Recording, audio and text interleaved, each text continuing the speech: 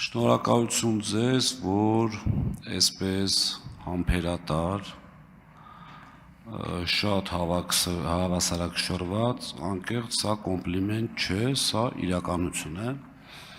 Հիմա ուզում եմ ձեզ որպես հայտնի փաստաբան եւ մի շատ լավ իրավաբանի կողմից տրված գնահատականը, որ ես ողջունում եմ, ազատության փաստաբան, ու դա իզուր չէ, որովհետև բազմաթիվ այդպիսի դեպքեր կան, արդյոք դուք տիրապետում եք տվյալի այսքան այս գործերի մեջ։ Գուցե տենց ականջների հասած լինի բազմաթիվ դատախազ քննիչներ հետ եք շփվում, որ հակակոռուպցիոն կոմիտեն, օրինակ կամ քննչական կոմիտեն դիմաց լինի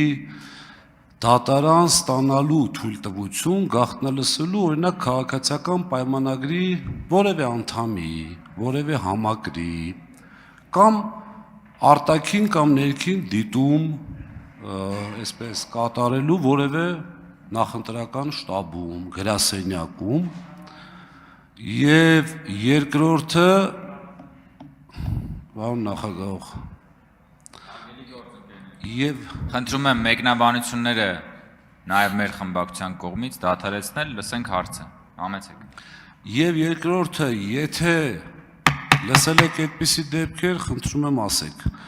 Եթե չեք լսել, ապա ինձ շատ հետաքրքրում է ձեր կարծիքը, թե ոնց է ստացվել, ասենք, դիմել են, գաղտնալսել են, որևէ բան չի եղել, թե չեն դիմել, չեն գաղտնալսել, ուղղակի արձագանքի ժամանակ այլ բան էլ կասեն։ Շնորհակալություն։ Շնորհակալ եմ հարցի համար, պարոն Ղազինյան, նաև ձեր գնահատականի համար։ Կարող եմ հետևյալ կերպ պատասխանել, ուղիղ տվյալ նշվածի վերաբերյալ չունեմ, թե գաղտնալսելու, թե չգաղտնալսելու։ Ունեմ կարծիք, որ գաղտնալսել են։ Այլ հարց ունեմ փաստական տվյալ,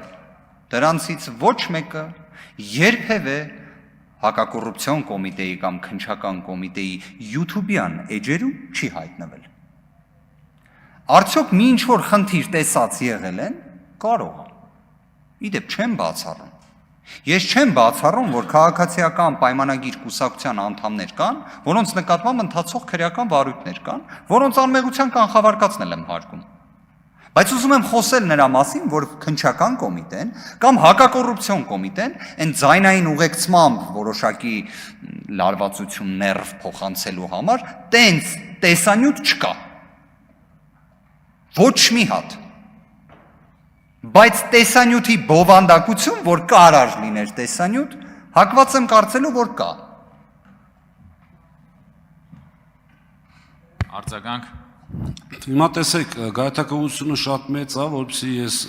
դիմացից դնեմ քաղաքական գնահատական եւ սկսեմ պատմել, թե ժողովրդի մեջ ինչեր են խոսացել, վերջը մենք էլ ենք, չէ՞, ապրում ես երկրում, ես քաղաքում, ինչեր են խոսացել քողարկված ընտրակաշարքի տեսքով, բայց ես երբևիցե որևէ գայթակղության չեմ տրվում, ինչպես ազգային ժողովի նախագահը հայտարարեց, չեմ անում այն, ինչ որ դատապարտում եմ։ Բայց ամեն դեպքում, պարոն Վարդևանյան, աղմուկը շատ մեծ էր, շատ բազմաթիվ տեղերով գրվեց, եւ ես համոզված եմ, որ չի էլ ստուգվել, իմ կարծիքն եմ ասում, որովհետեւ չունենք այդպիսի փաստ, չի էլ ստուգվել, որովհետեւ դրա կարիքը չկա։ Այսինքն ներքևից վերև տեղյակ են ինչա կատարվում, ստուգելու իմաստը չկար եւ ամենակարևորը իրավական գնահատական չէր տրվելու, ինչ վերաբերում է իշխող քաղաքական թիմի քրեական գործերին հանգիստ տեղեք, ձևապահում են, ես չեմ տեսնում այդտեղ ակտիվություն կամ ձերբակալում կամ կանոնավորում։ 10 վայրկյան, պարոն Կոջարյան, կներեք, ունեմ համոզմունք, որ դուք նախագահությունում ամենայն հարգանքով նախագահի եւ երկու տեղակալների նկատմամբ ամեն դեպքում կմտցնեք նոր մշակույթ ձեր հանգստությամբ, ձեր օբյեկտիվությամբ եւ ամենակարևորը ձեր իրավական գիտելիքներով։ Շնորհակալություն։ Շնորհակալ եմ, բոլոր դեպքերում հետևյալը առնվազն կցանկանամ նշել, որ վարչական ռեսուրսի չարաշահման մի քանի դեպքեր, որոնք մենք անդիմադիր ուժ լինելով, որը մասնակցում է ընտրությունների, կարողացել ենք ոչ միայն նույնացնել, կարողացել ենք նաև չզլանալ վարչական դատարան ներկայացնել հայցադիմումներ, ստանալ դատական ակտեր։ Հիմա կներեք, եթե մենք ունենայինք իրավապահ մարմինների, լծակների 15%-ը 3 օրով, մենք շատ ավելի հետաքրքիր ինչ որ հանգամանքներ վստահաբար կբացահայտենք, որովհետև խոսակցությունները, որոնք այսպես ասած, մենք էլ ինչ որ հասանելիություն ունեցել ենք, ակնհայտ է, թե ինչ աստիճան առնվազն ճակերտավոր աջակցության մեխանիզմներ են մշակվել, դա բոլորս էլ լսել ենք։ Բայց ի դեպ, պարոն Ղազինյանը հետաքրքիր հանգամանք նշեց, հատուկ ուզում եմ դա ընդգծել։